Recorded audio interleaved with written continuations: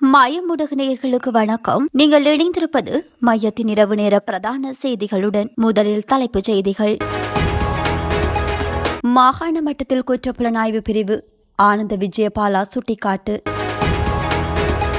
சமல் ராஜபக்ஷ மீதான விசாரணைகள் ஆரம்பம், வெளியான தகவல். தமிழர் பகுதியொன்றில் இரு துப்பாக்கிகளுடன் 450க்கும் மேற்பட்ட ராவைகள் மீட்பு. தமிழ் அரசியல் கைதிகளின் விடுவிப்புக்கு தடையாக உள்ள அர்ச்சனா. ஜனாதிபதி பொது மன்னிப்பில் முறைகேடு, முக்கிய அதிகாரி அதிரடி கைது. ஜேவிபி உறுப்பினர்களுக்கு ஜனாதிபதி நிதியத்திலிருந்து பணம் அம்பலப்படுத்தும் எம்பி. கொத்த கொத்தாக ஆடைகளின்றி புதைக்கப்பட்ட தமிழர்கள், அதிர வைக்கும் செம்மணி புதைகுழி. குடிவரவு சோதனைக்கு எதிராக கலவரம், 2000 ராணுவ வீரர்கள் குவிப்பு, அதிபர் டிரம்ப் உத்தரவு. தொடர்வென விரிவான செய்திகள்.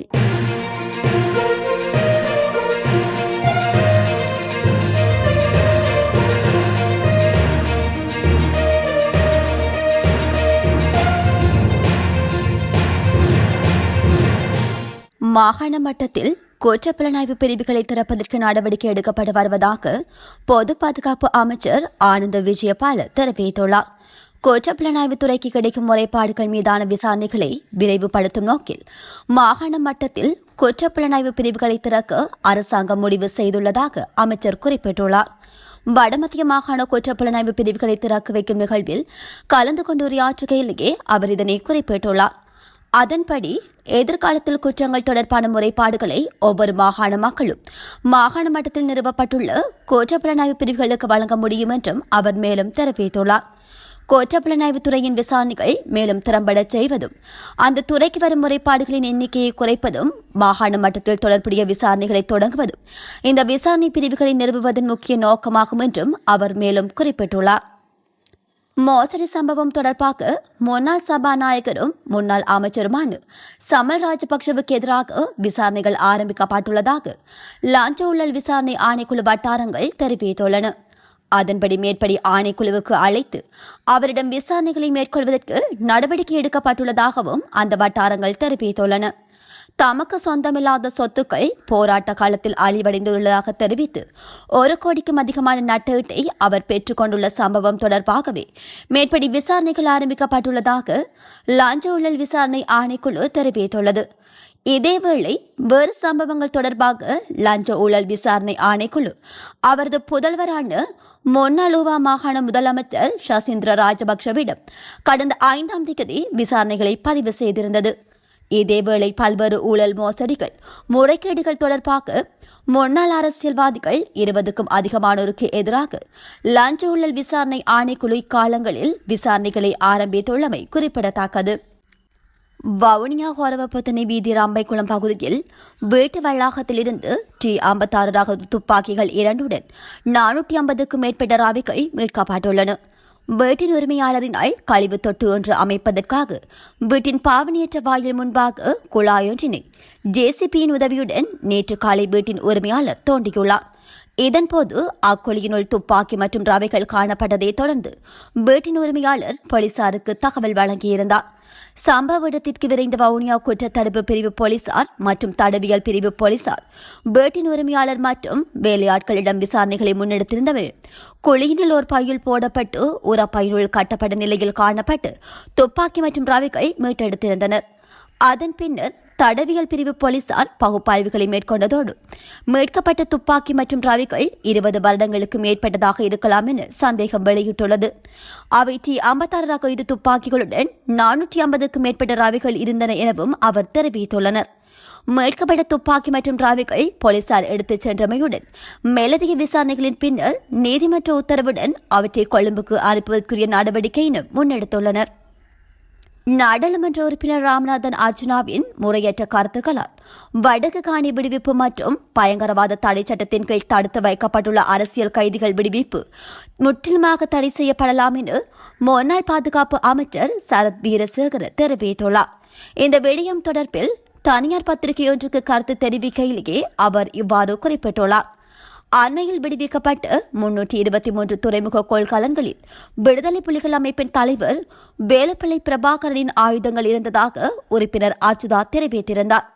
தொடர்ந்தும் கருத்து தெரிவித்த அவர், விடுதலை புலிகள் அமைப்பின் தலைவர் வேலுப்பிள்ளை பிரபாகரன் தமது தேசிய தலைவர் என்று சபையின் சிறப்புரிமையில் இருந்து கொண்டு அர்ச்சுனா தொடர்ச்சியாக குறிப்பிடுவது தொடர்பில் அரசாங்கம் எடுத்துள்ள நடவடிக்கைகள் அது திருப்தி அளிக்கின்றன.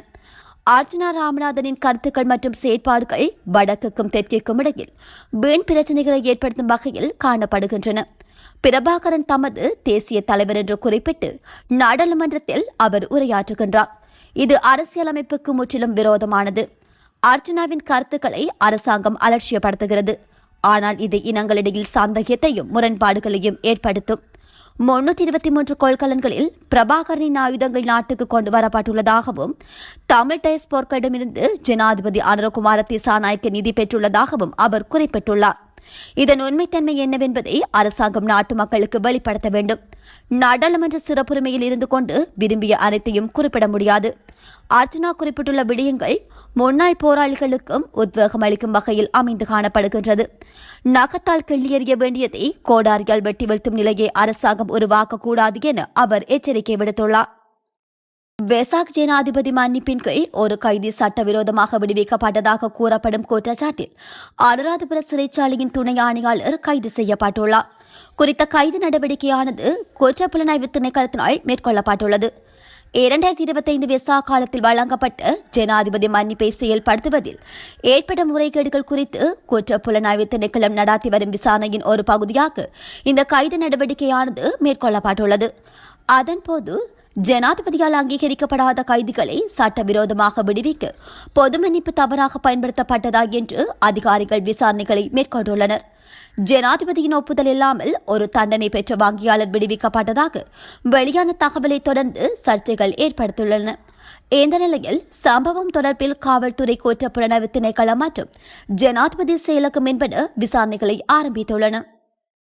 ஜேவிபி நாடாளுமன்ற உறுப்பினர் ஒருவருக்கும் மற்றொரு நாடாளுமன்ற உறுப்பினரின் மனைவிக்கும் ஜனாதிபதி நிதியத்திலிருந்து 3 மில்லியன் வழங்கப்பட்டுள்ளதாக ஐக்கிய மக்கள் சக்தியின் நாடாளுமன்ற உறுப்பினர் தயாஸ்ரீ ஜெயசேகர தெரிவித்துள்ளார். குறித்த பணமானது 2004 தொடக்கம் 2008 காலகட்டத்தில் வழங்கப்பட்டதாக அவர் குறிப்பிட்டுள்ளார். அதன்போது சம்பந்தப்பட்ட நாடாளுமன்ற உறுப்பினருக்கு 1 மில்லியனும் மற்றவருக்கு 2 மில்லியனும் வழங்கப்பட்டுள்ளதாக தயாஸ்ரீ ஜெயசேகர தெரிவித்துள்ளார். இந்த நிலையில் தற்போதைய அரசாங்கம் ஜனாதிபதி நிதியத்திலிருந்து பணம் பெற்ற நாடாளுமன்ற உறுப்பினர்களின் பட்டியலை முன்வைத்து தனது கட்சி உறுப்பினர்களுக்கு வழங்கப்பட்ட பணம் தொடர்பான விபரத்தை வெளியிடாமல் தவிர்த்துவிட்டதாக அவர் குற்றம் சாட்டியுள்ளார். அத்தோடு அப்போதைய ஜனாதிபதி மைத்ரிபால சிறிசேன தனது மருத்துவமனை கட்டணங்களை செலுத்திய வழங்கிய 5 மில்லியன் தொடர்பாக குற்றப்புலனாய்வு திணைக்களம் வாக்குமூலங்களை பதிவு செய்துள்ளதாகவும் ஜேவிபி பெற்ற பணம் குறித்த உண்மைகளை மறைத்துள்ளதாகவும் தயாஸ்ரீ ஜெயசேகர மேலும் குறிப்பிட்டுள்ளார். யாழ்ப்பாணம் அரியாலை சிந்து பாத்திந்து மயானத்தில் காணப்பட்டு மனித புதைக்குழி ஆரம்பகட்ட அகழ்வின் போது நேற்றுடன் 19 மனித எலும்புக்கூடுகள் அடையாளம் காணப்பட்டுள்ளதுடன் அடையாளம் காணப்பட்ட 19 எலும்புக்கூடுகளும் புதைக்குழியிலிருந்து வெளியே மீட்கப்பட்டுள்ளது. மீட்கப்பட்டுள்ள 19 எலும்புக்கூடுகளும் சட்ட வைத்திய அதிகாரி செல்லையா பிரணவிடம் ஒப்படைக்கப்பட்டுள்ளதாகவும் சட்ட வைத்திய அதிகாரி குறித்த எலும்புக்கூடுகளை நீதிமன்றத்தின் பாதுகாப்பில் வைப்பிலிடுவார் என சட்டத்தரணி ரணிதா ஞானராஜா தெரிவித்துள்ளார். மேலும் கருத்து தெரிவித்த அவர், யாழ் அரியாலை சிந்துபாத்திந்து மயானத்தில் காணப்பட்ட மனித புதைக்குழி பரீட்சார்த்த அகழ்வு யாழ்ப்பாணம் நீதவான் நீதிமன்ற நீதிபதி ஆனந்தராஜ் அவர்களின் மேற்பார்வையில் நேற்று முன்னெடுக்கப்பட்டது. குறித்த பரீட்சார்த்த அகழ்வு பணியானது இன்றுடன் தற்காலிகமாக நிறைவேற்றப்படுகின்றது. இந்த மனித புதைக்குழி அகழ்வு பணியானது மேலும் 45 நாட்களுக்கு நீடிக்க நீதவான் நேற்று அனுமதி அளித்திருந்தார். 45 நாட்களுக்கான அகழ்வு பணிக்கான பாதீடு இன்று சட்ட வைத்திய அதிகாரி செல்லையா பிரணவன் ஜாழ் நீதவான் நீதிமன்ற நீதிபதியிடம் ஒப்படைத்துள்ளார்.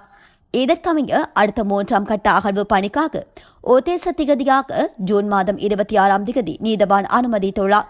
குறித்த உத்தேச திகதிக்குள்ளாக சமர்ப்பிக்கப்பட்ட பாதீட்டு நிதி கிடைக்க பெற்றால் 3ஆம் கட்ட அகழ்வு பணி உத்தேச திகதியில் இடம்பெறும் என தெரிவிக்கப்பட்டுள்ளது.